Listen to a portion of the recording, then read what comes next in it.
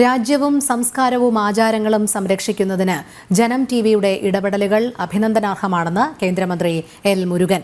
ജനം TV global excellence award 2024 ഭാഗമായി ഡൽഹിയിൽ നടന്ന മീറ്റ് ആൻഡ് ഗ്രീറ്റ് പരിപാടിയിൽ സംസാരിക്കുകയായിരുന്നു അദ്ദേഹം.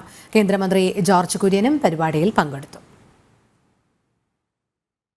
ജനം ടിവി രാജ്യതലസ്ഥാനത്ത് സംഘടിപ്പിക്കുന്ന ജനം ഗ്ലോബൽ എക്സലൻസ് അവാർഡ് ചടങ്ങിനോടനുബന്ധിച്ചാണ് ഹോട്ടൽ റോയൽ പ്ലാസയിൽ മീറ്റ് ദ ഗ്രീറ്റ് പരിപാടി സംഘടിപ്പിച്ചത്. പരിപാടിയിൽ കേന്ദ്രമന്ത്രിമാരായ ജോർജ് കുര്യനും എൽ മുരുകനും ജനം ഗ്ലോബൽ എക്സലൻസ് അവാർഡ് ജേതാക്കളുമായി സംവദിച്ചു. രാജ്യവും സംസ്കാരവും ആചാരവും സംരക്ഷിക്കുന്നതിനായി ജനം ടിവിയുടെ ഇടപെടലുകൾ അഭിനന്ദനാർഹമാണെന്ന് കേന്ദ്രമന്ത്രി എൽ മുരുകൻ പറഞ്ഞു. സമൂഹ മാധ്യമങ്ങളിൽ പലപ്പോഴും വ്യാജ വാർത്തകൾ നിറയുകയാണെന്നും പൗരന്മാർ അവകാശത്തോടൊപ്പം ഉത്തരവാദിത്തത്തെക്കുറിച്ചും ബോധവാന്മാരാകണമെന്നും അദ്ദേഹം പറഞ്ഞു. Is not a commercial organization. The Janam is for the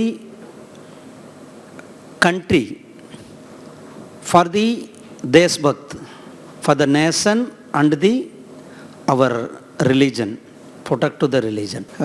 They are having the quality contents. Same time they are following our Indian ethos. So I congratulate the team Janam. രാജ്യത്ത് വ്യവസായിക അനുകൂല സാഹചര്യമാണ് ഇന്ന് നിലവിലുള്ളതെന്ന് കേന്ദ്രമന്ത്രി ജോർജ് കുര്യൻ പറഞ്ഞു. ലോകത്തിലെ ഏറ്റവും വലിയ മാർക്കറ്റായിട്ട് ഇന്ത്യ മാറിയിരിക്കുന്നു. അതുകൊണ്ട് തീർച്ചയായിട്ടും ഈ അന്താരാഷ്ട്ര തലത്തിൽ നമ്മളെ സംബന്ധിച്ചിടത്തോളം നമ്മുടെ തീരുമാനങ്ങൾ നടപ്പിലാക്കാൻ യാതൊരു പാടുമില്ല, ഒരു ബുദ്ധിമുട്ടുമില്ല.